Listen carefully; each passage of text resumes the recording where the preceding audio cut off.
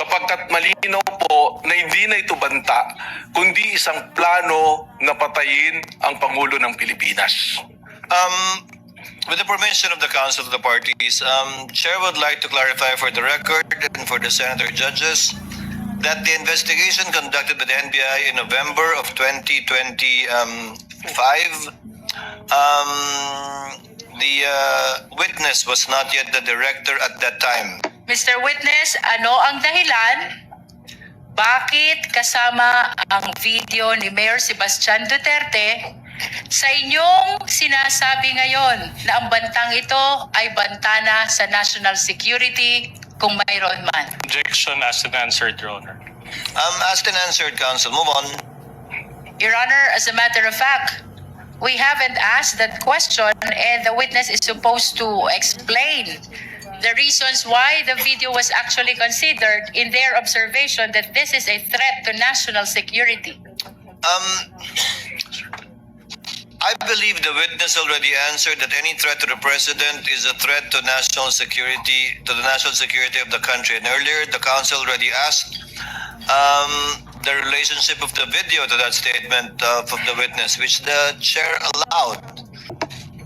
Bilang karagdagan, Mr. Witness, sa iyong binanggit na issue ng national security, kaugnay ng video ni Mayor Sebastian Duterte, ano pa ang dahilan, kung mayroon man, kung bakit isinama siya sa pagsusuri ng Special Task Force?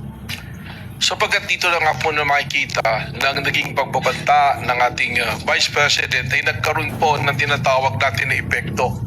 It is a kinetic force na kung saan yung mga nakarinig ng kanyang pagbabanta ay gumagaya na rin at nagbabanta. Lalong-lalo na sila ay nabibilang sa isang pamilya. Kasi Ipapakita ako sa iyong video.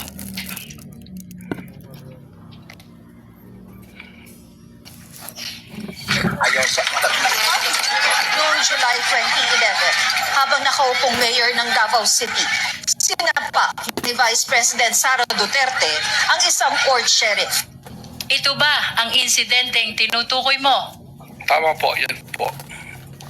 Bukod sa insidente ng sheriff na sinuntok ng Vice Presidente, ano pa kung mayroon man ang inyong sinuri kaugnay ng pattern of violence ng Vice Presidente?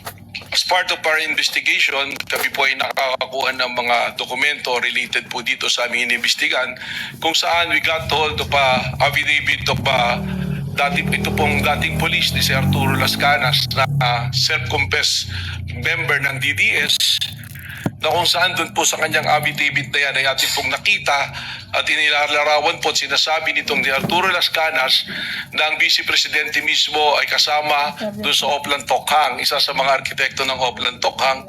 At dito rin po niya sinabi na instead na barilin at patayin para hindi nalalaman ng media, ay kidnapin na lamang yung mga subject po, mga shabu users o kaya yung pong ibang gumagawa ng krimen o nagtitinda ng droga at ibaw na lang po sa isang quarry.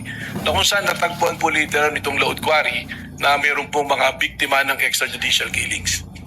Mr. Witness, nabanggit mo ang affidavit ni Arturo Las Canas. Nasaan ang affidavit na tinutukoy mo? Objection, Your Honor. May we know the relevance of all these questions? Your Honor, we're establishing the pattern of violence. And this is very much relevant. Witness may answer. Sa pagkakalam ko po, ang affidavit na ito ay nakasumito po sa International Criminal Court na sa salukuyan po dumidinig ng kaso ng extrajudicial killings po. Kaugnay pa rin ng affidavit of Arturo Las Canas. Nasaan ang kopya nito kung mayroon ka man? Meron po. Objection, Your Honor. The witness is not competent to provide an answer on an affidavit that he did not execute. Your Honor, may I respond?